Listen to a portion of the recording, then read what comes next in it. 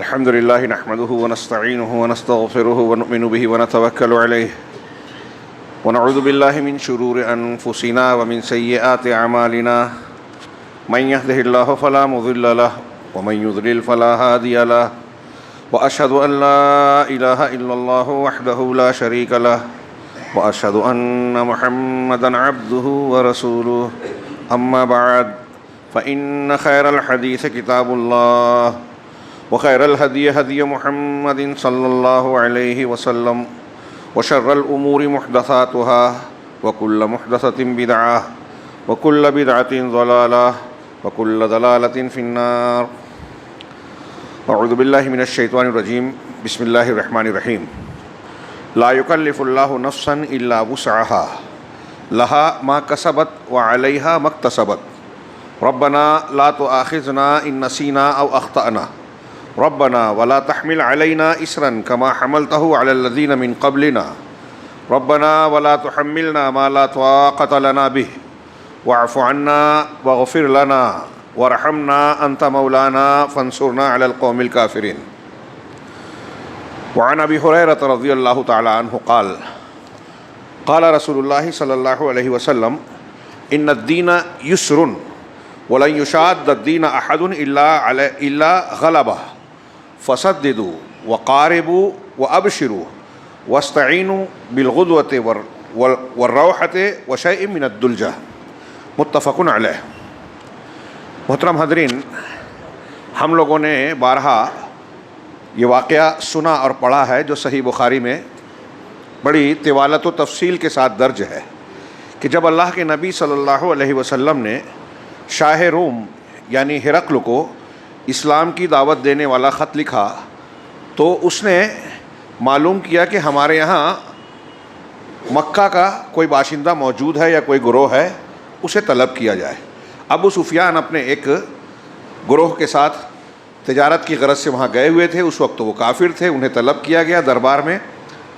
ہرقل نے کچھ شرائط رکھی کہ تم میں بڑا کون ہے. انہیں آگے کیا گیا اور کہا کہ میں سوالات کروں گا، آپ اس کا صحیح جواب دیجئے، اور پیچھے والوں سے کہا کہ اگر یہ کہیں غلطی کرے تو ٹوک دینا.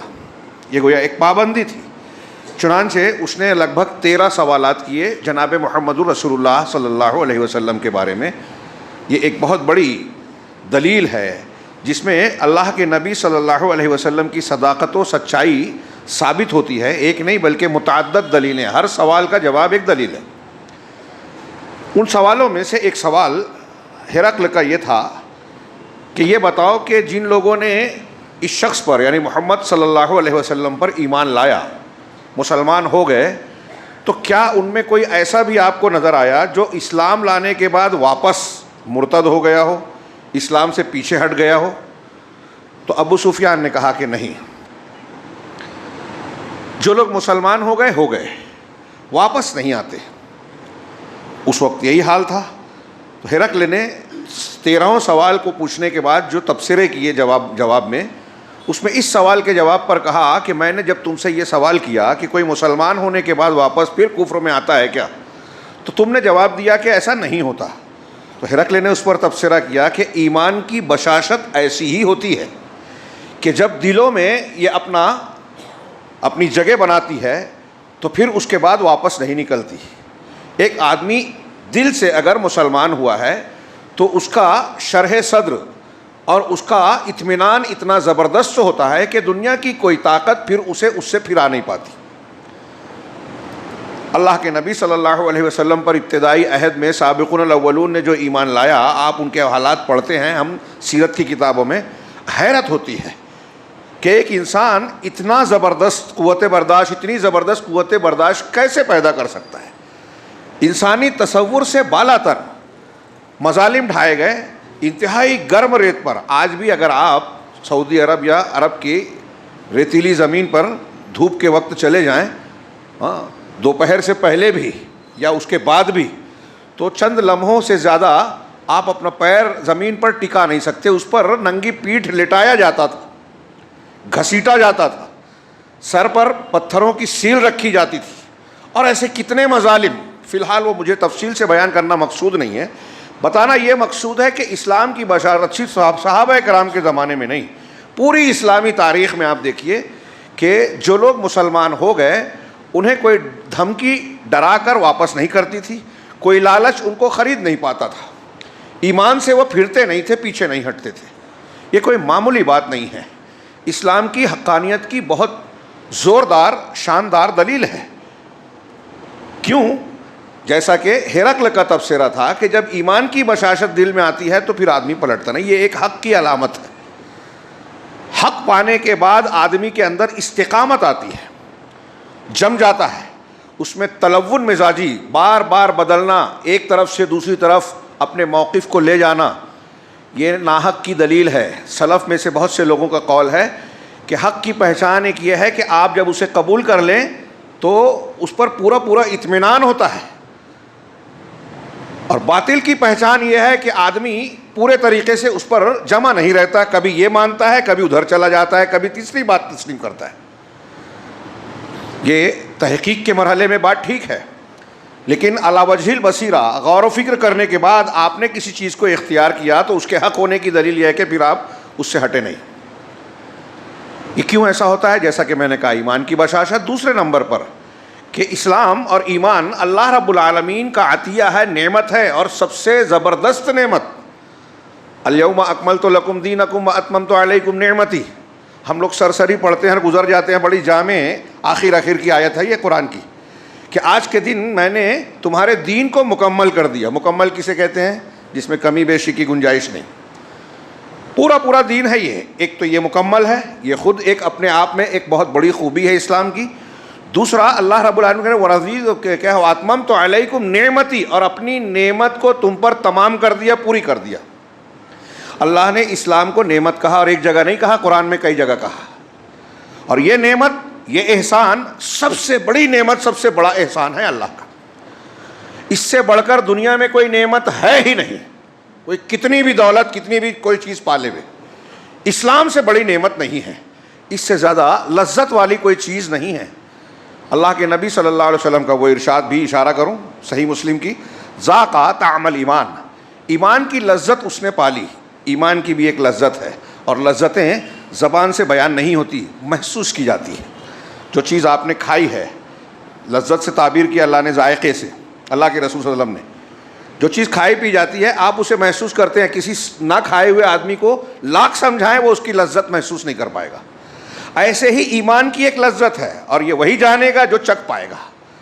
ایمان کی لذت کس نے پائی؟ من رضی باللہ ربا وبالاسلام دینا وبمحمد صلی اللہ علیہ وسلم رسولہ، جو اللہ کے رب ہونے پر راضی ہوا یعنی دل سے مطمئن ہے، خوش ہے، اوپر سے نہیں، منافقین کی طرح نہیں، دکھاوے والا معاملہ نہیں، جو اللہ کے رب ہونے پر راضی ہوا، اسلام کے دین ہونے پر راضی ہے کہ یہ مذہب اور دین کے اعتبار سے بالکل صحیح ہے، میں اس پر پورا مطمئن ہوں، پورا یہ چیز مجھے نہیں اچھی لگتی، اسلام کی تعلیم میں وہ چیز میرے لیے قابل قبول نہیں، اگر کوئی ایسا کرتا ہے تو بعض پر ایمان بعض کا کفر ہے، وہ اسلام سے خارج ہو سکتا ہے۔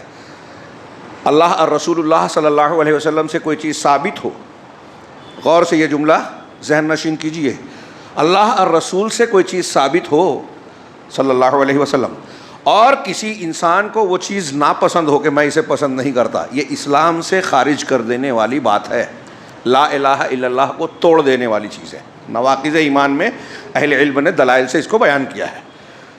تو اللہ اور رسول اللہ صلی اللہ علیہ وسلم دین کے اسلام کے دین ہونے پر جو راضی ہوا، اور محمد صلی اللہ علیہ وسلم کے رسول ہونے پر، یہ ایک حدیث جو ان تین چیزوں پر راضی ہوا وہ ایمان کی لذت پاتا ہے۔ اور ان تین چیزوں پر راضی ہونا آسان بات نہیں ہے، اس میں پورا دین سمٹا ہوا ہے، پوری کتاب ہے یہ کتاب۔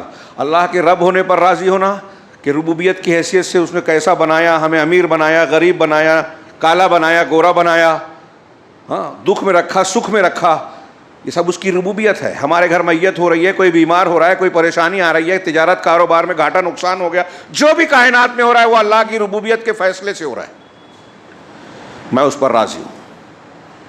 میت ہو گئی تو شکوہ شکایت نہیں کرتا، غریب ہو تو اس پر اللہ رب العالمین سے پر اعتراض نہیں کرتا کہ مجھے غریب کیوں بنایا، میرے والد ایسے کیوں ہیں، اس کے ابا تو اتنے مالدار ہیں، میرے ابا اتنے غریب ہیں۔ کچھ لوگ شکایت کرتے ہیں آپ نے ہمارے لیے کیا کیا ہے، کوئی کسی کے لیے کچھ نہیں کرتا، اللہ کی ربوبیت کرتی ہے. تفصیل کا فی الحال موضوع نہیں ہے. دوسرا والا حصہ میرے لیے موضوع ہے آج کا، کہ جو اسلام کے دین ہونے پر راضی ہوا، خوش ہوا، وہ ایمان کی لذت سے آشنا ہوگا. اسلام کے دین ہونے پر راضی ہونا آدمی کیسے ہوگا؟ جب اس کو سمجھے گا، اس کی بشاشت دل میں آئے گی، اور یہ یقین ہوگا، اور یہ یقین ہونا چاہیے کہ یہ جب اللہ رب العالمین کا حکیم و علیم ذات کا بنایا ہوا، اتارا ہوا دین ہے، تو اس سے اچھا کوئی دوسرا دین ہو ہی نہیں سکتا. اور اس کو چھوڑ کر کوئی دوسری چیز اختیار کرنا ایسے ہی ہے کہ ایک آدمی سونا چھوڑ کر پلاسٹک لے، بلکہ پلاسٹک سے بھی گئی گزری چیز جو نقصان دہ ہے. انتہائی بیوقوف ہے وہ آدمی جو اسلام کی تعلیم کو جانتے ہوئے ہوتے ہوئے کسی اور چیز کی طرف جائے. اور یہ صرف مسلمانوں کے لیے نہیں، ساری دنیا کے انسانوں کے لیے ہے. وہ دنیا کے انسان لوگ جو اسلام کی مخالفت کرتے ہیں، دشمنی اختیار کرتے ہیں، اگر وہ اسلام کی خوبیوں کو، لذتوں کو، فائدوں کو جان جائیں کہ دنیا اور آخرت کی سعادت اور سارے فائدے اسی سے جڑے ہیں، تو وہ لوگ اس کی مخالفت نہیں کریں گے. وہ جاہل ہیں. عصبیت، گھمنڈ اور مختلف بیماریوں نے ان کی آنکھ پر پردہ ڈال دیا ہے. وہ اس لیے اسلام کی خوبی یا تو دیکھتے نہیں ہیں یا دیکھ کر اندھے بننے کی کوشش کرتے ہیں. تعجب ہمیں ان لوگوں پہ ہوتا ہے آج کل جو خبریں آتی ہیں. ابھی تازہ ایک کلپ دیکھی کل، ایک مسلم لڑکی یہ بیان دے رہی ہے پولیس اسٹیشن میں اپنی رپورٹ پیش کرتے ہوئے کہ میرا فلاں فلاں نام تھا اور میں نام تبدیل اور مذہب تبدیل کر کے یہ بن رہی ہوں، فلاں غیر مسلم سے شادی کر رہی ہوں. ایسے واقعات اب ہم کہنے پر مجبور ہیں. تذکرہ کرتے ہوئے شرم آتی تھی. پوری قوم کے لیے سر جھکا دینے والی بات. بہت سارے واقعات ہو رہے ہیں، اور مسلمانوں میں وہ تو کھل کے بیان کر رہے ہیں، مذہب تبدیل کر رہے ہیں. مسلمانوں میں ایسے لوگ بکثرت پائے جاتے ہیں جو موجودہ دور کی ترقی یافتہ ہونے کا مظاہرہ کرنے کے لیے یہ بتاتے ہیں کہ ہم کو فلاں چیز ناپسندیدہ ہے، میں یہ نہیں مانتا، یہ پرانے دور کی باتیں ہیں، یہ تو مولویوں کی جو ہے تنگ نظری ہے. وہ اسلامی اخلاق ہوں، عقائد ہوں، بدعت و خرافات کا رد ہو، یا کچھ احکام جیسے داڑھی ہے، 4 شادی ہے، 4 شادی کی اجازت ہے، ایسے احکام و مسائل ہوں. بہت سے مسلمان کھل کے اعتراض کرنے لگتے ہیں، اعتراض سوال اٹھاتے ہیں، اور انہیں احساس نہیں ہوتا کہ وہ کتنی بڑی غلطی کر رہے ہیں. اس کی کیا وجہ ہے؟ تھوڑی بات میری تمہید لمبی ہو گئی. اس کی کیا وجہ ہے؟ غور کرنے کی بات ہے کہ ایک مسلمان ایسا کہہ رہا ہے، اور ہرقل کے دور میں پوری اسلامی تاریخ میں ایک آدمی جب مسلمان ہوتا تھا تو اسلام کو اس طرح گلے لگاتا تھا کہ اس کو کوئی ٹس سے مس نہیں کرتا تھا. ابھی فلسطین میں تازہ کل کی خبر ہے کہ معاہدہ ہو رہا ہے صلح کا، لیکن 15 مہینے تک آن ریکارڈ جو ہے 47-48 ہزار لوگ شہید کیے گئے، اور جو ریکارڈ پہ نہیں ہے وہ اس کی تعداد 1,00,000-1.5 لاکھ سے زیادہ ہے. پورا شہر کھنڈر بن گیا. لیکن اخبار والے جب کسی بچے سے وہاں پوچھ رہے ہیں تو وہ کہہ رہا ہے کہ ہمیں اللہ رب العالمین کی قدرت، حکمت پر بھروسہ ہے، ہم اس کے رب ہونے پر راضی ہیں. جوابات دیکھیے، منہ چڑھا رہے ہیں ان لوگوں کا جو ارتداد اختیار کر رہے ہیں. یہ مرتد کیوں ہو رہے ہیں؟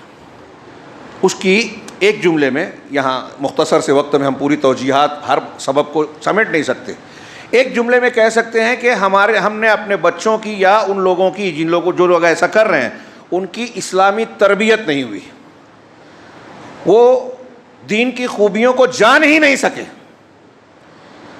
اور اسلامی تربیت میں اہم چیز کیا ہے؟ سب سے اہم جو اگر ہم تربیت کے نام پہ آج کچھ کر بھی رہے ہیں تو ایک بڑی تعداد مسلمانوں کی یہی نہیں جانتی کہ تربیت کا طریقہ کیا ہے، اسلامی طریقہ، نبوی طریقہ، نبی کریم صلی اللہ علیہ وسلم کا. نبی صلی اللہ علیہ وسلم کا طریقہ آپ بار بار سنتے ہیں، سورہ جمعہ کی آیت میں بھی ہے اور 3-4 مقامات پر، یتلو علیہم آیاتہ ویزکیہم ویعلمہم الکتاب والحکمہ. یہ بنیاد ہے، کتاب ہے پوری. اللہ کے نبی صلی اللہ علیہ وسلم کی نبوت، کار نبوت اور تربیت کا نصاب ہے یہ. قرآن کی آیتوں کی تلاوت آیات. اب اللہ کے رسول جن لوگوں میں کرتے تھے وہ تلاوت سنتے ہی سمجھتے تھے کہ اس کا معنی مفہوم کیا ہے، اللہ رب العالمین اس میں ہمیں کیا کہہ رہا ہے، تو ہمیں وہ سمجھانا چاہیے تلاوت کے ساتھ. پھر وَيُزَكِّيهِمْ، ان کا تزکیہ اور صفائی کرتے تھے اللہ کے نبی صلی اللہ علیہ وسلم. تزکیہ دل کی صفائی، تربیت، اس میں سارا معنی آ گیا، تفصیلی معنی، شرک سے صفائی، بدعت سے صفائی، گناہ سے صفائی، لالچ، حرص، تعصب، سارے دل کی گندگیوں اور بیماریوں سے صفائی۔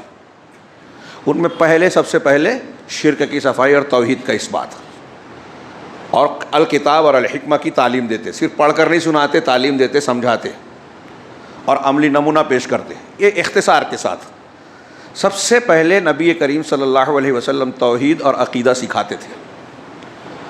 آپ تھوڑی دیر کے لیے اس نقطے پر غور کیجئے کہ حضرت سمیہ رضی اللہ تعالی عنہ ایک خاتون ہے، صنف نازک کہا جاتا ہے عورتوں کو، کمزور عورت۔ ابو جہل اور مکہ کے سرداران ان پر مظالم ڈھا رہے ہیں، ان کے شوہر پر، ان کے بیٹے حضرت عمار پر باندھ کر رکھا ہے، کوڑے مار رہے ہیں اور کہہ رہے ہیں کہ محمد صلی اللہ علیہ وسلم کے دین سے واپس پھر جاؤ، اپنے پرانے مذہب پر آ جاؤ، ورنہ تمہارا معاملہ ٹھیک نہیں ہوگا۔ اللہ کے نبی صلی اللہ علیہ وسلم اور مسلمان دیکھتے ہیں، گزرتے ہیں، لیکن مدد نہیں کر پاتے، بے بس محسوس کرتے، جیسے آج ہم کرتے تھے، اب کرتے ہیں اپنے آپ کو کئی معاملات میں۔ ہاں، اللہ کے رسول صلی اللہ علیہ وسلم نے تسلی دی ان کو کہ صبر یا آل یاسر موعدکم الجنہ، آل یاسر صبر کرو، تمہارا ٹھکانہ وعدے کی جگہ جنت ہے۔ اور جب ابو جہل نے آخر میں ان کو دھمکی دی تو سمیہ رضی اللہ تعالیٰ عنہ نے یہی جواب دیا کہ تجھ کو جو ظلم و ستم ڈھانا ہے ڈھالے، جو کر سکتا ہے کر لے، اللہ کے رسول صلی اللہ علیہ وسلم کی زبان سے ہمیں جنت کی بشارت مل چکی ہے، اس کے سامنے تیری دھمکیاں کوئی معنی نہیں رکھتی۔ اور پھر ہم جانتے ہیں کہ جسم کے بیچ میں شرمگاہ پر برچھا مار کے ان کو شہید کیا گیا۔ اسلام کی پہلی شہیدہ۔ میرا یہاں قابل غور پہلو یہ ہے، بتانا یہ چاہ رہا ہوں کہ حضرت سمیہ رضی اللہ تعالیٰ عنہ اس وقت کتنا اسلام جانتی تھی، اس وقت کتنا اسلام نازل ہوا تھا۔ نماز، روزہ، حج، زکوٰۃ کی تفصیلات تو بہت بعد میں آئی، شروع میں کچھ چیزیں تھیں اسلام مکی دور میں، لیکن تفصیلات نہیں تھی۔ معراج کے بعد نماز کی تفصیلات آئیں، 5 وقت اور پھر اس کی رکعات اور اس کے اوقات وغیرہ کی تعین۔ اس سے پہلے نماز تھی تو اجمالی طور پہ تھی، 2 یا 3 وقت کی۔ حضرت سمیہ رضی اللہ تعالیٰ عنہ کتنا دین جانتی تھی، اس کے باوجود ابو جہل کی دھمکیاں اور انتہائی سخت حالات ان کو تبدیل نہیں کر سکے۔ آج دنیا کا ہلکا پھلکا لالچ ہماری بچیوں اور بچوں کو مرتد بنا رہا ہے۔ حضرت ام سلیم کو ابو طلحہ پیغام دیتے ہیں تو وہ کہتی ہیں کہ تم بہت اچھے خاندان کے ہو، تم ایسے آدمی نہیں ہو کہ جس کا رشتہ کسی عورت کو دیا جائے اور وہ انکار کر دے، لیکن مسئلہ یہ ہے کہ تم کافر ہو، میں مومنہ ہوں۔ ایک مومن عورت کے لیے جائز نہیں ہے کسی کافر کی نکاح میں زوجیت میں جائے۔ اور پھر انہیں توحید اور شرک سمجھایا کہ سوچو ابو طلحہ، تم جس بت کی پرستش کرتے ہو اسے بڑھائی کو حکم دیتے ہو، وہ تراش خراش کے بناتا ہے، چاہو گے تو توڑ سکتے ہو، چاہو تو جلا دو، وہ تمہارے کیا کام آئے گا، تم اس کی پوجا کیوں کرتے ہو۔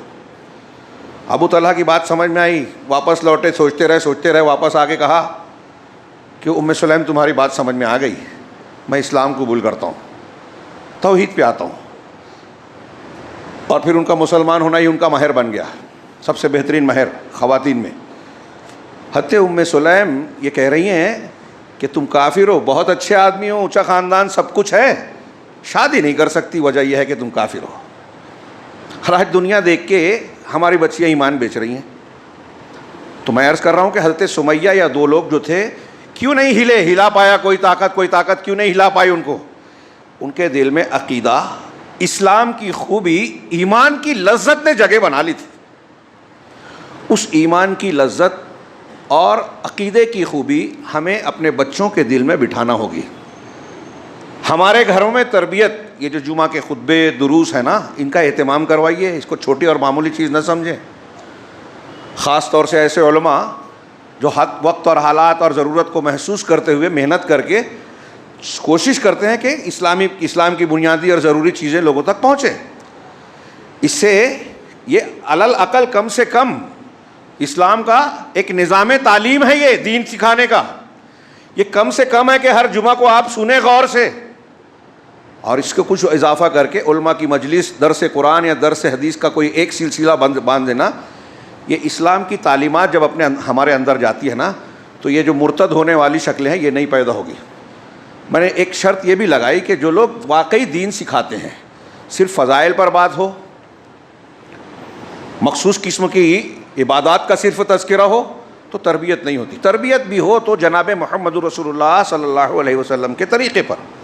اور اس تربیت کا ایک حصہ یہ بھی ہے، اسلام کی جو نعمت کا میں تذکرہ کر رہا ہوں، محاسن اسلام جس کو کہتے ہیں، اسلام کی خوبیاں، وہ ہمیں سیکھنی چاہیے، اپنے بچوں کو سکھانی چاہیے، اور غیر مسلموں کو جہاں تک موقع ملے بتانا چاہیے. اگر اسلام کی خوبیاں، یعنی اسلامی تربیت کا ایک پہلو یہ ہے، توحید سکھانا، اللہ کے رسول کی سیرت پڑھانا، یہ پہلے نمبر پہ ہونا چاہیے. اور اسی کے ضمن میں یہ بات آئے گی کہ اسلام کی خوبیاں ہم جانیں، خوبیاں بتائیں کہ اس کے کیسے کیسے محاسن ہیں جو دنیا کے کسی مذہب میں نہیں. ابھی میں نے ایک آیت پڑھی، اسلام دین کامل ہے. یہ ایک کامل والا لفظ آپ دیکھیے، اسلامی تعلیمات یا پورے اس کے مجموعے اور اس کے دائرے کو دیکھیے، اور دنیا کے کسی بھی مذہب سے اس کا کمپیریزن اور موازنہ کیجیے. یہ کوئی چھوٹی بات نہیں ہے، معمولی خوبی نہیں ہے. دنیا کا کوئی مذہب اس معاملے میں ٹکر نہیں لے سکتا.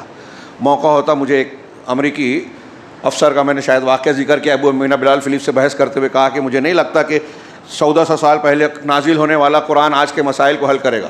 انہوں نے کچھ مسائل کو مثال کے طور پر مانگا اور قرآن و حدیث سے جواب دیا تو وہ حیرت میں رہ گئی اور اسلام قبول کرنے پر مجبور ہوئی. اسلام قبول کر لیا تھوڑا سا مطالعہ کر کے. یہ محاسن اسلام میں سے ایک ہے. کامل ہے یہ دین، اسلامی عقیدہ کامل ہے. عقیدے میں، عقیدے کی کتابوں میں اسلامی عقیدے کی خصوصیات بیان کی جاتی ہے. ان خصوصیات اور خوبیوں کو جب ہم جانیں گے تو ہمیں اس نعمت کی قدر و قیمت معلوم ہوگی کہ کتنی عظیم الشان یہ نعمت دی ہے اللہ نے. اس سے بڑی کوئی نعمت ہے نہیں، ہو ہی نہیں سکتی. اور یہی وجہ ہے کہ انبیاء کرام اور صحابہ اور سلف کے واقعات میں ہم پڑھتے ہیں کہ اگر مصیبت پریشانی آئی تو ہر چیز اسلام اور عقیدے کے لیے قربان کیا. عقیدہ اور اسلام کسی چیز کے لیے قربان نہیں کیا. دولت دے دی، حکومت چھوڑ دی، گھر بار چھوڑ دیا، رشتہ داروں کو قربان کر دیا، ضرورت پڑی تو جان دے دی، بچایا عقیدے اور ایمان کو. کتنی بڑی نعمت ہے. بات طویل ہو گئی. آج کے اس خطبے میں اسلام کی ایک خوبی بیان کرنا چاہتا تھا، اور وہ میں نے ایک آیت سورہ بقرہ کے آخری کی جو آیت ہے، 2 آیتیں جس کو بڑی فضیلت جس کی حدیث میں ہے. اللہ کے رسول صلی اللہ علیہ وسلم آمن الرسول سے لے کے آخر تک معراج پہ گئے تو 3 تحفوں میں سے یہ دیا گیا. اور اللہ کے رسول صلی اللہ علیہ وسلم کا فرمان ہے، حضرت جبریل نے کہا کہ توریت میں، انجیل میں اور قرآن میں سورہ فاتحہ اور اس جیسی آیت نازل نہیں ہوئی. اس کے اخیر میں اللہ رب العالمین نے فرمایا لا یکلف اللہ نفسا الا وسعها، کہ اللہ کسی نفس کو اس کی طاقت سے زیادہ کا مکلف نہیں بناتا، پابند نہیں کرتا. آپ کی ہماری جتنی طاقت ہے، یہ اس معنی کی اور بھی کئی آیتیں ہیں. ما جعل علیکم فی الدین من حرج، اللہ نے دین میں تمہارے لیے کوئی حرج نہیں رکھا، مشقت نہیں رکھی. یرید اللہ بکم اليسر ولا یرید بکم العسر، اللہ تمہارے ساتھ آسانی چاہتا ہے، مشکل تکلیف نہیں چاہتا. یہ سہولت، ابھی جو حدیث ہے اس پر خاص طور سے نظر ڈالیں گے کہ سہولت اس اسلام میں، کہ ہماری اپنی طاقت اور سہولت میں جو چیزیں ہیں اس کی تعلیم دی ہے آسانی کے ساتھ. اور یہ جو آیت ہے سورہ بقرہ کے آخر کی، اس سے کچھ پہلے للہ ما فی السماوات و ما فی الارض وان تبدوا ما فی انفسکم او تخفوہ یحاسبکم بہ اللہ، یہ جو ٹکڑا ہے وان تبدوا ما فی انفسکم، اور تمہارے دلوں میں، جی میں جو کچھ ہے اگر تم اسے ظاہر کرتے ہو، واضح کرتے ہو، او تخفوہ یا چھپاتے ہو، دونوں صورتوں میں یحاسبکم اللہ، اللہ تمہارا حساب لے گا، محاسبہ کرے گا. اپنے دل کی باتوں کو چھپاؤ یا ظاہر کرو، اللہ حساب لے گا، محاسبہ کرے گا، یہ اللہ نے فرمایا. جب یہ آیت نازل ہوئی تو صحابہ کرام کو بڑی مشقت محسوس ہوئی. نبی کریم صلی اللہ علیہ وسلم کی خدمت میں حاضر ہو کے سوال کیا کہ اللہ کے رسول، جو احکامات ہمارے عمل کے لیے ہیں، نماز، روزہ، دوسری چیزیں، ہم وہ اس پر تو عمل کر رہے ہیں، لیکن یہ جو دل میں خیالات کی بات ہے کہ دل میں کوئی بات آتی ہے تو ہم چھپائیں یا ظاہر کریں، اللہ حساب لے گا. تو ہم میں سے تو کوئی نہیں بچ پائے گا، کیونکہ ہر انسان کے دل میں مختلف قسم کے خیالات، وسوسے آتے ہیں، اس پر ہماری طاقت ہی نہیں ہے. اللہ کے نبی صلی اللہ علیہ وسلم نے کہا کہ تم یہود کی طرح یہ نہ کہو کہ ہم نے سنا اور نہیں مانا، بلکہ تم فی الحال یہ کہو سمعنا واطعنا، ہم نے سن لیا، مان لیا. ایک مومن کا شیوا یہ ہونا چاہیے کہ اللہ کا حکم آیا، بات آئی تو جو کچھ اللہ نے کہا ہم اس پر سر جھکا دیں. صحابہ نے یہی کیا، اور پھر اللہ تعالیٰ نے امت پر، ان پر رحم کرتے ہوئے اپنی اس نعمت کا اظہار کرنے کے لیے یہ آگے کی آیت نازل کی، لا یکلف اللہ نفسا الا وسعها. ایک معنی میں یہ پہلے جملے کی تنسیخ ہے کہ اس کا جو معنی آپ یہ سمجھ رہے ہو کہ آپ کے دل میں جو خیال آ رہا ہے اس پر بھی اللہ پکڑے گا، ایسا نہیں ہے۔ انسان کی پکڑ انہی چیزوں پر ہوگی، وہ ماخوذ انہی باتوں پر ہوگا جو اس کے بس میں ہے۔ صرف وسوسہ آیا، خیال آیا تو آپ گنہگار نہیں ہیں۔ ہاں اگر اس کو آپ نے عزم بنایا، اس کے عمل کا ارادہ کیا یا دل کا عمل کیا، دل کا بھی عمل ہوتا ہے، دل کا عمل کیا آپ نے، تب آپ گنہگار ہوں گے۔ اللہ کے نبی صلی اللہ علیہ وسلم کا فرمان ہے ایک حدیث میں کہ ان اللہ تجاوز لی عن امتی ما وسوست بہ صدورها ما لم یعلم بہ او یتکلم، کہ اللہ تبارک، بخاری کی روایت ہے کہ اللہ تعالیٰ نے میرے لیے میری امت سے ان چیزوں کو معاف کر دیا، تجاوز کر دیا جو اس کے دل میں کھٹکتا ہے، وسوسے کی شکل میں آتا ہے، جو اس کے جی میں وسوسے کی شکل میں آتا ہے، جب تک وہ اس پر عمل نہ کرے یا زبان سے نہ نکالے۔ آج کل بہت سارے اس حدیث اور اس معنی کی بحث پر علامہ ابن ابی العز نے بڑی پیاری بات کہی ہے کہ صحابہ کرام کو اس طرح کے خیالات آتے تھے تو اللہ کے رسول سے آگے کہتے تھے کہ ایسے ایسے دل میں خیال آ رہے ہیں کہ زبان پہ لانے میں بھی ہم کو گناہ محسوس ہوتا ہے۔ اللہ کے رسول نے کہا یہ ذاک صریح الایمان، یہ ایمان ہے صریح، کہ آپ کو یہ احساس ہے کہ یہ غلط ہے تو آپ دل ہی میں دبا دے رہے ہو، اپنے آپ سے لڑ رہے ہو، یہ ایمان ہے۔ لیکن آج کل کچھ لوگوں کے دل میں اسلام شریعت پر کوئی اعتراض آتا ہے، کوئی وسوسہ آتا ہے تو وہ اس کو کاغذ پہ لکھتے ہیں، حدیثوں کا انکار کر دیتے ہیں، سوال اٹھاتے ہیں، تشکیک پیدا کرتے ہیں، مولویوں پر بھپتیاں کستے ہیں، قرآن و حدیث کی تعلیمات پر جو ہے سوال اٹھاتے ہیں اور اعتراضات کو بھر دیتے ہیں، یہ اور سمجھتے ہیں کہ ہمارے دماغ میں ایسی بات آئی جو کسی کے دماغ میں نہیں آئی۔ سب کے دماغ میں آتی ہے، ایمان والا دباتا ہے اسے، شیطان ڈالتا ہے یہ۔ تو اللہ نے اسے یہ کوئی چھوٹی بات نہیں ہے۔ اللہ نے فرمایا لا یکلف اللہ نفسا الا وسعہا، انسان اسی کا مکلف ہے، کسی نفس اور جان پر ہم نے اتنا ہی پابندی لگائی ہے جتنی اس کی طاقت ہے۔ لہا ما کسبت، اب جو اپنی طاقت کے مطابق نیکیاں کرتا ہے تو اس کا بدلہ اسے ملے گا، وعلیہا ما اکتسبت، اور جو غلطیاں گناہ کرتا ہے، کماتا ہے، اس کا بدلہ ملے گا، سزا ملے گی۔ لہا ما کسبت وعلیہا ما اکتسبت۔ اس کے بعد اللہ تبارک و تعالیٰ نے آیت میں مسلمانوں کو، ہم کو، آپ کو ایک دعا سکھائی، بہت ہی جامع دعا، اور مسلم شریف کی حدیث میں کہ جب بندہ پڑھتا ہے اخلاص کے ساتھ یہ، تو اللہ تعالیٰ ہر دعا پر کہتا ہے کہ میں نے قبول کیا، ہاں میں نے قبول کیا۔ ربنا لا تؤاخذنا ان نسینا او اخطانا، پروردگار ہمارا مواخذہ اور پکڑ مت کر اگر ہم سے بھول چوک ہو جائے، خطا سرزد ہو جائے۔ ربنا ولا تحمل علینا اسرا کما حملتہ علی الذین من قبلنا، پروردگار ہم پر تو ایسا بوجھ نہ ڈال جو ہم سے پہلے لوگوں پر ڈالا تھا، کہ ان کی شریعتوں میں کچھ ایسے احکامات تھے جو بڑے مشکل ہوتے تھے، مسجد میں ہی نماز پڑھنی ہے، طہارت کے کچھ سخت احکامات تھے، حلال حرام میں کچھ چیزیں ان پر پابندیاں لگا دی گئی تھیں ان کے اعمال کے نتیجے میں، تو ایسا کوئی بوجھ ہم پر نہ ڈال۔ ربنا لا تحمل علینا اسرا کما حملتہ علی الذین من قبلنا ربنا ولا تحملنا ما لا طاقۃ لنا بہ، اور پروردگار ہمیں اس بات کو ہم پر نہ لاد، وہ بوجھ ہم پر نہ ڈال جس کی ہم کو طاقت نہیں ہے، جس کی ہم طاقت نہیں رکھتے۔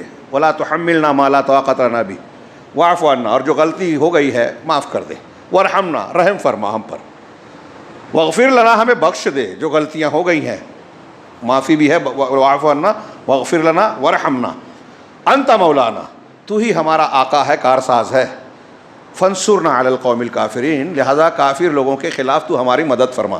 آیت کی تفسیر کے مختلف گوشے ہیں اور ہو سکتے ہیں۔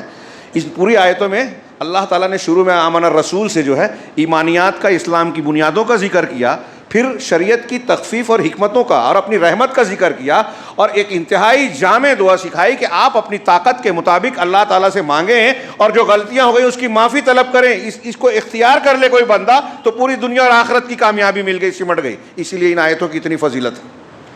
اس میں جو میں عرض کرنا چاہتا ہوں کہ اللہ تعالیٰ سے اللہ نے خود دعا سکھائی کہ پہلوں کی طرح بوجھ نہ دے، اور ہماری جو طاقت ہے اس سے بڑھ کر ہم پر بوجھ نہ لاد۔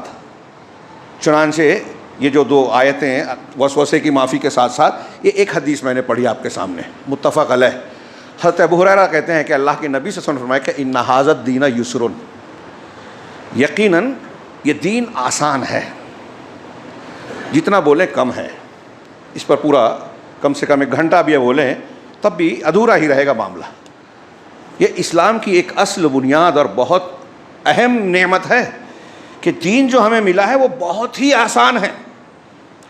آپ دوسرے ادیان کو دیکھیے، وہاں کی عبادتیں کیسی پرمشقت ہیں، روزے کیسے عجیب و غریب ہیں. کہیں کچھ لوگ سب کھاتے ہیں، کہیں ایسا ہے کہ کئی دن کا، ہفتوں کا روزہ ہوتا ہے.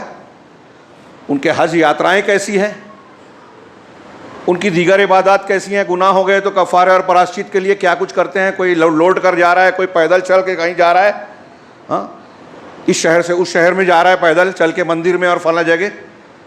کوئی بلی دے رہا ہے، گردن کاٹ رہا ہے اپنے بچوں کی، دوسروں کی. ایسی اور بھی بہت ساری چیزیں، عجیب و غریب معاملہ. یہ دین آسان ہے. اب یہ جو آسانی کا لفظ اللہ نے کہا، رسول اللہ صلی اللہ علیہ وسلم نے فرمایا، اس کے مختلف پہلو اور مختلف گوشے ہیں کہ ہر اعتبار سے انسان کے یہ اپنے عقیدے میں آسان ہے. اس کا اسلامی عقیدہ انتہائی صاف ستھرا، بالکل واضح ہے. دنیا میں کوئی مذہب نہیں ملے گا. عقیدے میں غلطیاں ہیں، الجھنیں ہیں، پیچ ہے. آپ دسیوں عیسائیوں کا جو اسلام قبول کرنے والے ہیں ان کا آپ انٹرویو پڑھیے. میں نے کہیں پڑھا، مائیکل کیا نام ہے وہ جو مائیکل ہارٹ کیا نام تھا جو پاپ سنگر تھا برطانیہ کا، اس نے بھی کہا کہ میں توریت پڑھتا تھا، بائبل پڑھتا تھا، لیکن تثلیث پر، تین خدا والا تصور اور عقیدہ جو ان کے یہاں ہے تثلیث والا، کہا اس پر دل مطمئن نہیں ہوتا تھا. بہت سے سوالات اٹھتے تھے. پادریوں سے، مختلف لوگوں سے پوچھتا تھا، اطمینان بخش جواب نہیں ملتا. اور یہ کوئی ان کا ایک کا جملہ نہیں ہے، ایسے بہت سے لوگوں کا ہے. جتنے مشرکین ہیں، شرک کرنے والے، مسلمان کہلانے والے مشرک بھی جو ہیں، ان کے دل میں سوال کا اٹھنا فطری اور یقینی بات ہے، کیونکہ توحید فطرت میں ہے. اور جب توحید پر ضرب پڑتی ہے تو انسان کے دل میں سوالات اٹھتے ضرور ہیں. ابھی الگ بات ہے کہ ماحول کو دیکھ کر یا کچھ حالات کو دیکھ کر آدمی سوالوں کو دبا دے کہ ماں باپ اور اتنے لوگ کر رہے ہیں تو میں بھی مان لوں. یہ اس کا مقابرہ ہے، غلطی ہے، ہٹ دھرمی ہے. جو فطری سوال اٹھ رہے ہیں اس کا جواب اگر وہ تلاش کرنے جائے گا تو بہت آسانی سے پتہ چل جائے گا کہ صحیح عقیدہ کیا ہے. توحید کی دلیلیں ہر طرف ہے، شرک کی کوئی دلیل نہیں ہے. اور میں اکثر بچوں سے کہتا ہوں کلاس میں، شرک کے ناحق ہونے کی دلیل ایک یہ بھی ہے کہ اس کے حق ہونے کی کوئی دلیل نہیں ہے. ما انزل اللہ بہا من سلطان. خیر، تو اس کے عقیدے صاف شفاف. کسی موقع پر اس پر تفصیل سے گفتگو کریں گے کہ اسلامی عقیدے کی کیا خوبیاں ہیں. بہت صاف اور آسان ہیں. آپ زبان سے کہیے کلمہ شہادت، دل سے یقین کیجئے، عمل سے اس کے تقاضوں کو پورا کیجئے. پورا کرنا ہے، یہ آپ کا یقین ہو گیا، عزم ہو گیا، آپ کا عقیدہ ٹھیک ٹھاک ہے. اور اسی کی بنیاد پر جب اعمال کرنے جا رہے ہیں تو فرائض اسلام کو دیکھیے، فضائل اعمال کو دیکھیے. ذکر، امام شافعی رحمہ اللہ کہتے ہیں کہ انسان کے لیے اسلام نے ایک یہ جو حربہ اور طریقہ کہ اللہ کا ذکر آپ زبان سے کرتے ہیں، چلتے پھرتے، اٹھتے بیٹھتے. آپ ڈرائیور ہے تو گاڑی چلاتے ہوئے اللہ کا ذکر کر سکتے ہیں. گھر میں کوئی کام کر رہے ہیں، خواتین ہیں کھانا پکا رہی ہیں، ہاں روٹی بنا رہی ہیں، آپ کوئی کام میں مشغول ہیں جس میں دماغی کام نہیں ہو رہا ہے تو آپ اپنا کام کرتے کرتے اللہ کا ذکر کر سکتے ہیں. ہمارے یہاں لوگ گانے بجانے سنتے ہیں، ہنسی مذاق گپ شپ کرتے ہیں، ٹائم پاس. صحابہ کرام قرآن کی تلاوت کرتے تھے راستہ چلتے ہوئے، ذکر و اذکار کرتے تھے. امام شافعی کہتے ہیں کہ اس سے زیادہ فضیلت والا اور اس سے زیادہ آسان کوئی کام ہے ہی نہیں. کیا آپ کو صرف زبان ہلانی ہے دل کے ارادے اور نیت کے ساتھ، سبحان اللہ، الحمدللہ، اللہ اکبر، لا الہ الا اللہ، لا حول ولا قوت. کتنا وقت لگا؟ لا حول ولا قوت الا باللہ، سبحان اللہ و بحمدہ. ان کی فضیلتیں پڑھیے، لیکن فضیلتیں اس کے معنی اور مفہوم کو سمجھنے اور اس کے تقاضے پر پورا اترنے کے بعد ہے. ورنہ ہم دیکھ رہے ہیں کہ ایک آدمی لاکھ مرتبہ لا الہ الا اللہ پڑھتا ہے اور شرک کر رہا ہے، اس کا لا الہ الا اللہ کہنے کا کوئی مطلب ہی نہیں ہے، کوئی فائدہ نہیں ہے. آیت الکرسی پڑھ رہا ہے کہ سب سے عظیم آیت ہے قرآن کی، لیکن اس کا معنی مفہوم پتہ ہی نہیں ہے. جو آیت الکرسی کا مضمون ہے اس کی مخالفت کر رہا ہے. تو اسلامی عقیدہ، اسلامی اخلاق و آداب، اسلامی احکامات انتہائی زبردست. ایک تو آسان ہے، دوسرے ان کے اندر اعتدال ہے، تیسرے وہ ہر اعتبار سے بندوں کے لیے، سماج و معاشرے کے لیے فائدہ مند ہیں. یہ میں نے 3 جملہ کہا، 3 الگ الگ عنوان ہے. یہ ہمارے لیے آسان ہے، کرنے میں سہولت ہے، میسر ہے، اس میں کوئی دقت پریشانی نہیں ہے. اور پھر اسی سے اسلام کا وہ قاعدہ نکلا جو میں نے ابھی لا یکلف اللہ نفسا الا یرید اللہ بکم الیسر والی آیتیں پڑھ کر سنائی، اسی میں اللہ کے رسول کا ایک جگہ فرمان ہے کہ فاتوا ما امرتکم بما استطعتم، کہ جب اذا امرتکم بامر فاتوا منہ ما استطعتم، جب کوئی حکم میں تمہیں دوں تو جتنی تمہاری طاقت ہے اتنا تمہیں کرنا ہے، جتنی طاقت ہے اتنا کتنی بڑی، غور کیجئے اس پر، آپ کی ہماری جتنی طاقت ہے ہم کو اتنا ہی کرنا ہے۔ فرائض اسلام میں دیکھیے اس کی خوبیاں، نماز، ہفتوں گزر جائیں گے، نماز کے ایک ایک رکن اور اس کی تفصیلات کتنی آسان ہے، کتنی جامع عبادت ہے، آپ نماز جیسی عبادت کہیں اور نہیں پائیں کسی اور مذہب میں۔ اس کے کتنے فائدے ہیں، مسجد میں اجتماعیت کا حکم دیا گیا، ایک نظام بنایا گیا، اس میں کتنے فائدے ہیں، اور کوئی کام جب سب لوگ کرتے ہیں تو کرنا آسان ہو جاتا ہے۔ میں اکیلا کوئی کام کروں تو کروں گا نہیں کروں گا۔ رمضان المبارک میں ہمارے یہاں ماحول ہوتا ہے، مسلم اکثریت میں جب وہ لوگ روزہ رکھتے ہیں تو بچے بوڑھے سب روزہ رکھ لیتے ہیں۔ آپ غیر مسلموں کے ماحول میں رکھیں تو دیکھیں بہت سارے جوان نہیں رکھتے، مزاج مائل نہیں ہوتا، ماحول نہیں بنتا، تو اجتماعیت کا حکم دیا۔ اب آپ قیام میں، رکوع میں، سجدے میں جو حرکتیں کرتے ہیں اس کے فائدے جسمانی اعتبار سے، پھر جو کلمات ادا کرتے ہیں، قرآن کی تلاوت کرتے ہیں، سورہ فاتحہ پڑھ رہے ہیں، رکوع سجدے میں تسبیحات اللہ کی بیان کر رہے ہیں، بڑائیاں بیان کر رہے ہیں، اس کا فائدہ آپ کی زبان سے بھی ہو رہا ہے، دل سے بھی ہو رہا ہے، آپ کے دل کی صفائی ہو رہی ہے، آپ اللہ سے جڑ رہے ہیں، اللہ سے سرگوشی کر رہے ہیں۔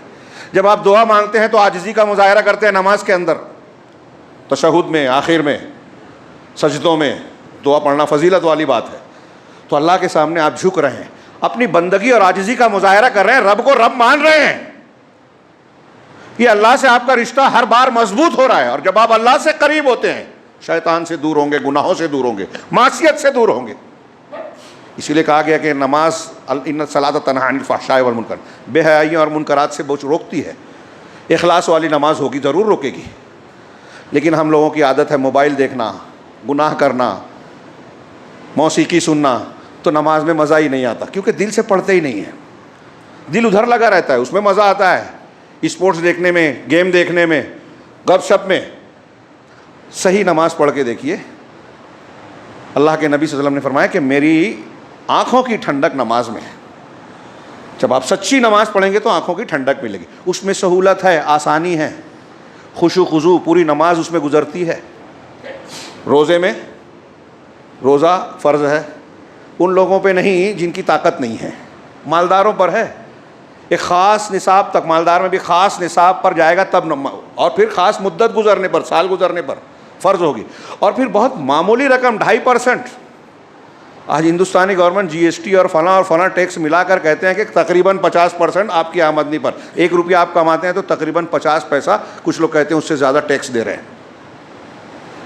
اسلام نے زکوٰۃ کے طور پر جو ایک دین کا فریضہ ہے، اس میں نیت اللہ تبارک و تعالیٰ کی خوشنودی ہوگی، مالدار پر فرض ہے، 2.5% فرض ہے، خاص نصاب پر فرض ہے، خاص مدت میں فرض ہے۔ کتنی سہولت دی، طاقت نہیں ہے، فرض نہیں ہے۔ اور بھی کئی سہولیات ہیں، روزہ بیمار اور مسافر کے لیے چھوٹ، طاقت رکھنے والے کے لیے ہے، بہت بوڑھا ہو گیا ٹھیک نہیں ہو سکتا فدیہ دے دے۔ اور روزہ بالکل فطری ہے، سائنس اور میڈیکل سائنس کی موجودہ تحقیقات بتا رہے ہیں کہ روزہ اتنی مدت سے اتنی مدت تک روزہ رکھنا، وہ بھوکا پیاسا رہنا کہتے ہیں، ہم اس کو عبادت مانتے ہیں، ہے اس میں بہت سارے فائدے ہیں۔ کینسر کا علاج ہے، اگر ایک آدمی 21 دن تک، جاپان کے جن کو ابھی انعام دیا گیا غالباً نوبل میڈیکل والا کچھ 2-3 سال پہلے، تو کہا کہ کم سے کم 8 سے 9 گھنٹہ 21 دن اگر ایک آدمی بھوکا رہے تو اس کا کینسر ٹھیک ہو سکتا ہے۔ اس کی توجہ کی فی الحال اس کا موقع نہیں ہے، وہ ہمارا ٹاپک بھی نہیں ہے۔ روزہ، حج زندگی میں ایک ہی مرتبہ کرنا ہے، مستطیع پر کرنا ہے، اس میں دنیا کی سہولیات ہیں، اس کے فائدے ہیں، دنیا کے آخرت کے، اس میں بہت سارے منافع ہیں۔ ذکر کے بارے میں نے ابھی بیان کیا، اللہ کے نبی صلی اللہ علیہ وسلم کے اخلاق اور تعلیم کو دیکھیے، سیرت کو دیکھیے، جو دین کا، قرآن کا پوری تفسیر اور بیان ہے۔ اللہ کے نبی صلی اللہ علیہ وسلم کے اخلاق کو اگر آپ دیکھیں گے اور آپ کی شخصیت کو، تو معلوم ہوگا کہ اس کی پیروی کرنا بہت آسان ہے۔ جو ہماری طاقت کے بارے میں، اس میں بھی ایک سہولت یہ ملتی ہے کہ آپ جو کام نماز پڑھنے کا حکم ہے، آسان ہے، کھڑے نہیں رہ سکتے، بیٹھنے کی چھوٹ ہے، بیٹھ نہیں سکتے لیٹ کر پڑھ سکتے ہیں، اشارے سے پڑھ سکتے ہیں، غسل کرنا ہے، وضو کرنا ہے، اس کی طاقت نہیں ہے، پانی کا استعمال نہیں کر سکتے یا پانی دستیاب نہیں ہے، قلت ہے، تو تیمم کر سکتے ہو. ایسے سہولیات آپ جتنا کچھ ایسی چیزیں ہیں کہ پورا نہیں کر سکتے تو ادھورا کرنا ہے، کچھ ایسی چیزیں ہیں کہ طاقت نہیں ہے تو پوری چھوٹ ہے. نبی کریم صلی اللہ علیہ وسلم کے اخلاق کو دیکھیے تو اب اس میں ایک اور پہلو نظر آئے گا کہ ایک طرف تو سارے کام آسان ہیں، کر سکتے ہیں دوسرے مذاہب کے مقابلے میں، اب جو نہ کرنا چاہے سست ہو تو الگ بات ہے، جو خشوع خضوع والا ہوگا اس کے لیے یہ ساری چیزیں آسان ہیں. وَإِنَّهَا لَكَبِيرَةٌ إِلَّا عَلَى الْخَاشِعِينَ وَاسْتَعِينُوا بِالصَّبْرِ وَالصَّلَاةِ ہے نا، نماز اور صبر اور نماز سے مدد حاصل کرو، یہ بہت بڑی چیز ہے سوائے ان لوگوں پر جو کہ خشوع والے ہیں. خشوع ہوگا تو یہ آسان ہو جائے گی. تو اللہ کے نبی صلی اللہ علیہ وسلم کی سیرت کو جب ہم دیکھیں گے تو اس سیرت میں، اس تناظر میں ہمیں یہ نظر آئے گا کہ ہمیں ہر چیز کا حق آسانی سے ادا کر سکتے ہیں. اللہ کا حق، رسول کا حق، اپنے نفس کا، اپنی ذات کا حق، بیوی بچوں کا حق، رشتہ داروں کا حق، پڑوسیوں کا حق، دوست احباب کا حق، جس کا ہم سے جو تعلق بنتا ہے اس حق کو ہم آسانی سے ادا کر سکتے ہیں. اب یہاں جو میں آج کے موضوع پر، ایک تو ارتداد والا اور دوسرا تناظر کے ماہ رجب چل رہا ہے، ہر مہینے کی ہمارے یہاں خاص بدعت ہیں. نبی کریم صلی اللہ علیہ وسلم کا دین کامل بھی ہے، آسان بھی ہے، مکمل بھی ہے. اب جو لوگ بدعات اور نئی نئی چیزیں اختیار کرتے ہیں انہیں ایسا لگتا ہے، وہ اپنے عمل سے یہ کہتے ہیں کہ اللہ کے رسول صلی اللہ علیہ وسلم کے دین میں کچھ کمی تھی، آپ پورا کر رہے ہیں. یہ غلو ہے، افراط و تفریط ہے. جو عبادتیں ثابت ہیں، جو حقوق موجود ہیں، متعین ہیں، نبی کریم صلی اللہ علیہ وسلم کی سیرت کاملہ جامعہ میں جو چیزیں موجود ہیں، اگر ہم اور آپ اسے ہی ادا کرنا چاہیں تو ہمیں بدعتوں کے لیے فرصت ہی نہیں ملے گی، ضرورت ہی نہیں ہے بدعت کی. لیکن مسلمانوں نے، یہ شیطان کا وسوسہ تھا، گمراہیاں تھیں کہ بہت ساری دین میں نئی نئی چیزیں پیدا کر لی، گویا قرآن و حدیث پر استدراک کر رہے ہیں، اس میں کمی تھی یہ اس کو پورا کر رہے ہیں. انا للہ، کامل نہیں مانتے وہ لوگ دین کو. یہ جو مہینہ چل رہا ہے رجب کا، اس میں کوئی خاص نماز نہیں ثابت ہے، خاص روزہ نہیں ثابت ہے. تو 15 ابھی آئے گی، 27 رجب، 22 رجب کا کونڈا، سب لوگوں نے، بدعتیوں نے، روافض اور اسلام دشمنوں نے گڑھ کر مسلمانوں میں مشہور کیا ہے. امیر معاویہ کی وفات کے دن جو ہے وہ امام جعفر کا کونڈا کا دن مناتے ہیں خوشی کے لیے رافضی لوگوں نے. 27 رجب معراج کی رات کہی جاتی ہے، ایک قول ہے لیکن ثابت نہیں ہے کہ اسی رات میں، اسی مہینے میں معراج ہوئی ہے. وہ اس موقع پر یہاں میں نے اس تناظر میں ذکر کیا کہ اللہ کے نبی صلی اللہ علیہ وسلم کا لایا ہوا دین مکمل بھی ہے، آسان کے ساتھ ساتھ مکمل بھی ہے. اس میں افراط و تفریط کرنے کی ضرورت نہیں ہے. جو لوگ غلو کریں گے، اسی حدیث میں جو میں نے پڑھا، جو شدت اور غلو کریں گے، حد سے تجاوز کریں گے، وہ مغلوب ہو جائیں گے، وہ نقصان اٹھانے والے ہوں گے، کیونکہ میانہ روی سے ہٹ گئے اور وہ منزل پر نہیں پہنچ پائیں گے. منزل سے مراد جنت. جو غلو کرتا ہے، نبی صلی اللہ علیہ وسلم کی سنتوں اور آپ کی تعلیمات پر مطمئن نہیں ہے، دوسری چیزیں لے رہا ہے، اللہ کے نبی صلی اللہ علیہ وسلم کی چیزوں کو چھوڑ رہا ہے، سنتوں کو، حقوق کو، تو وہ اپنا نقصان کر رہا ہے. حدیث دیکھ لیجئے، وقت زیادہ ہو گیا ہے. اللہ کے رسول نے فرمایا کہ ان الدین یسر، یقیناً یہ دین آسان ہے، عقیدے میں، اخلاق میں، عبادات میں، معاملات اور احکامات میں. وَلَن يُشَادَّ الدِّينَ أَحَدٌ إِلَّا غَلَبَهُ، اور کوئی بھی شخص، لن ہے ہرگز کا ترجمہ، ہرگز نہیں، کوئی بھی شخص دین میں شدت اختیار نہ کرے گا اگر، تو وہ اگر ایسا کرتا ہے تو وہ کبھی بھی کامیاب نہیں ہو سکتا. دین اس پر یا وہ چیز اس پر غالب آ جائے گی.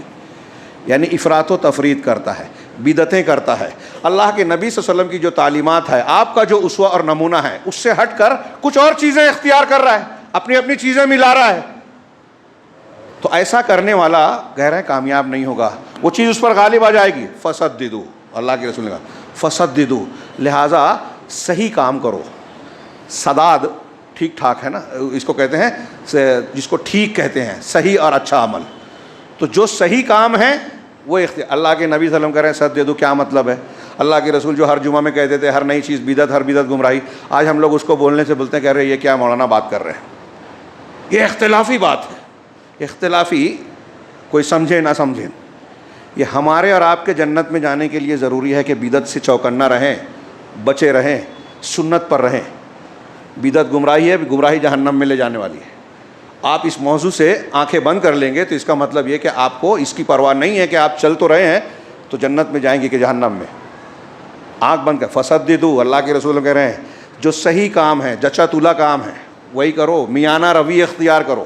سداد میں یہ معنی ہے ٹھیک ٹھاک، اور اعتدال پسندی دونوں آ گئی۔ ہاں، چنانچہ کہا سددو وقاربو، اب تمہاری پوری کوشش ہونا چاہیے کہ جو قرآن و حدیث کی تعلیمات ہے اسی کے مطابق ٹھیک ٹھیک اور پورا پورا عمل کریں۔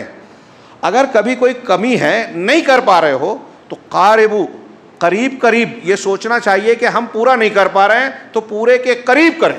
قاربو کا لفظ استعمال کیا، یعنی قریب قریب صحیح ہو، پورا صحیح نہیں صحیح، یعنی ہماری کوشش صحیح کی ہو، لیکن اگر طاقت قوت نہیں ہے، یہ سہولت دی اللہ تعالیٰ نے، اللہ کے رسول صلی اللہ علیہ وسلم نے، اور فرمایا وَاسْتَعِینُوا، اب وَأَبْشِرُوا، اور بشارت دو، اور بشارت دو یعنی خوشخبری دو۔ جب کوئی محنت کوشش کر رہا ہے تو اس کے حوصلے کو مت توڑو، اس کی ہمت کو پست مت ہونے دو۔ جب آپ کسی کو بشارت دیتے ہیں، جیسے ہمارے ہاں بچوں کو تعلیم میں کہا ہے کہ بھائی وہ اچھا کام کرتے ہیں، محنت کرتے ہیں، تو شاباشی دی جائے، حوصلہ افزائی کی جائے۔ کیوں؟ حوصلہ افزائی کرنے سے ان کے آگے بڑھنے کا جذبہ بڑھتا ہے، عمل کرنے کا ولولہ پیدا ہوتا ہے۔ تو جب بشارت اس طرح سے دی جائے گی تو مسلمانوں میں عمل کا جذبہ ابھرے گا۔ اللہ کے رسول کہہ رہے ہیں کہ لوگوں کو دعوت دو، تربیت کرو، تو ابشرو، خوشخبریاں دو۔ اللہ کے رسول نے فرمایا واستعینوا، اب اس سفر کی سہولت بتائی کہ راستہ جب چل رہے ہو تو آپ نے کہا واستعینوا بالغدوۃ والروحۃ وشیء من الدلجہ۔ شیخ عبد الرحمن بن ناصر نے اس کی تفسیر کرتے ہوئے کہا کہ یہ جو روحہ اور غدوہ ہے، غدوہ صبح کے وقت کا چلنا، ٹھنڈا ٹائم ہوتا ہے مسافرین کے لیے سفر کرنے کے لیے، یہ اچھا وقت پہلے بھی ہوتا تھا، آج بھی ہوتا ہے، ہاں، اور شام کے وقت جب تھوڑا ٹھنڈا ہو جائے وقت، اور رات کا کچھ حصہ وشیء من الدلجہ۔ تو جیسے دنیا کے سفر میں آپ کہیں اگر جا رہے ہیں تو آپ کو سفر کی سہولت یہ ہے کہ صبح کے وقت، ٹھنڈے وقت، سکون کے وقت تھوڑا سفر طے کریں، پھر آپ آرام کریں گے، آپ کو بھی راحت ملے گی۔ پرانے زمانے میں سواریاں اونٹ، گھوڑے اور دوسرے جانور ہوتے تھے، تو ان جانوروں کو بھی راحت مل جائے گی، کھانا پینا ہو جائے گا، عبادت ہو جائے گی، اور پھر شام کا تھوڑا سا چلنا ہوگا، اور رات کے ٹھنڈے ٹائم بھی تھوڑا چلنا ہوگا۔ تو جیسے دنیا کے سفر میں آپ یہ کرتے ہیں، ایسے ہی دین کے سفر میں اور جنت کے سفر میں بھی آپ مدد کیجئے۔ تو مشکلات، لمبی لمبی مسافت، جنت جو بہت مہنگی ہے، جنت جو مکروہات سے گھری ہوئی ہے، جنت جو ایک طریقے سے دور ہے، اس کو قریب کرنے کا یہ نسخہ اللہ کے رسول نے بتایا کہ آپ حوصلہ رکھتے ہوئے اپنے روزمرہ کے معمول میں صبح کے وقت، شام کے وقت اور رات کا کچھ حصہ دین کے لیے خاص کرو، اللہ کی عبادت، اللہ سے تعلق کے لیے خاص کرو، دین کو سیکھنے کے لیے خاص کرو، تو جنت کا سفر آپ کے لیے آسان ہوگا۔ اس حدیث میں اور جو کچھ میں نے بیان کیا، یہ سورہ بقرہ کی آخری آیت کے آخری حصے کے تناظر میں ہمیں کئی اصول ملتے ہیں جو اسلام کی خوبیاں بیان کرنے والے ہیں۔ ان میں سے ایک یہ ہے کہ یہ دین جو ہے یہ عمومی طور سے ہمہ گیر طریقے پر انتہائی آسان بنایا گیا ہے، اور اسی میں یہ ہے کہ ہماری سہولت کا لحاظ کیا گیا ہے، اور سہولت کے ساتھ ساتھ اگر کبھی کوئی مشقت آ جاتی ہے، دقت پریشانی آ جاتی ہے، تو یہ بھی مزید سہولیات کو کھینچتی ہے۔ جیسے آدمی مسافر ہے تو نماز کے لیے قصر ہو گئی، 4 رکعت والی 2 رکعت پڑھنی ہے، 2 وقت کی نماز ظہر، عصر اور مغرب عشاء ملا کے پڑھ سکتا ہے، ہاں، اور دوسری چیزیں جو میں نے ابھی بیان کی، کھڑے ہو کے نہیں تو بیٹھ کے، رمضان کے روزے اس دن میں چھوڑ سکتا ہے اگر مشقت ہو رہی ہے، طاقت نہیں ہے تو زکوٰۃ فرض نہیں ہے، طاقت نہیں ہے تو حج فرض نہیں ہے، جو کہ اسلام کے ارکان میں سے ہے۔ تو یہ پہلے ہی سے سہولت ہے، اور ساتھ ہی ساتھ اس میں مشقت آ جانے پر مزید سہولت دی جاتی ہے۔ اسی طریقے سے اللہ کے رسول صلی اللہ علیہ وسلم کا یہ حکم، اس کی گویا حکمت اور علت معلوم ہوتی ہے کہ اللہ کے نبی صلی اللہ علیہ وسلم نے فرمایا کہ جب کوئی اللہ کا حکم آئے، رسول کا حکم آئے، تو جتنی طاقت ہے اتنا کرنا چاہیے۔ اور اس میں یہ بھی تعلیم ملتی ہے کہ دین مکمل اور آسان ہے، تو اس کو آسان رہنے دیا جائے، بلا وجہ کی مشگافیاں کر کے زبردستی کے بوجھ نہ لادے جائیں۔ ایسی چیزیں جو انسان کے بس میں نہیں ہیں، اور جب ایسی چیزیں اختیار کی جائیں گی تو وہ بدعت ہوگی، غلو ہوگا، دین سے انحراف ہوگا، اللہ اور اس کے رسول کی مخالفت ہوگی۔ اور ایک نعمت جو اللہ نے ہم کو دی ہے، ہم خود اس کی مخالفت کر رہے ہیں، کرنے والے ہوں گے۔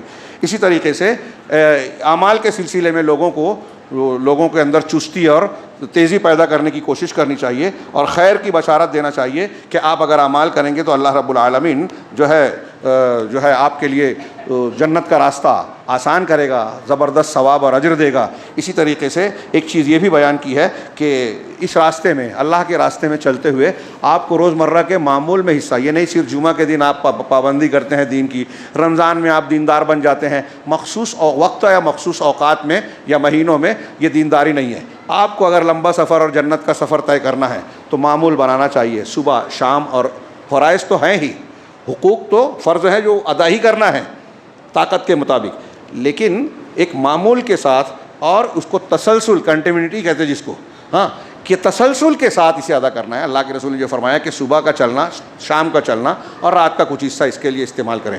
اللہ تبارک و تعالیٰ نے ہم کو یہ کامل دین اور سب سے بڑی نعمت جو عطا کی ہے، ہمیں توفیق دے کہ ہم اس نعمت کی قدردانی کریں اور اس کے محاسن کو خود بھی سیکھیں، اپنی نسلوں کو بھی سکھائیں۔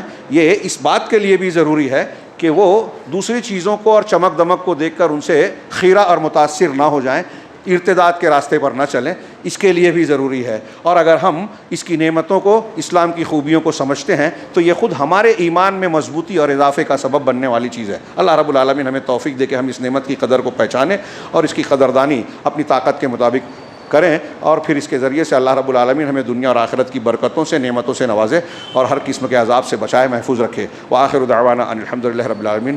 بارک اللہ لنا ولکم فی القرآن المجید ونفعنا وإیاکم بالآیات ذکر الحکیم، انہ تعالی جواد کریم ملک بر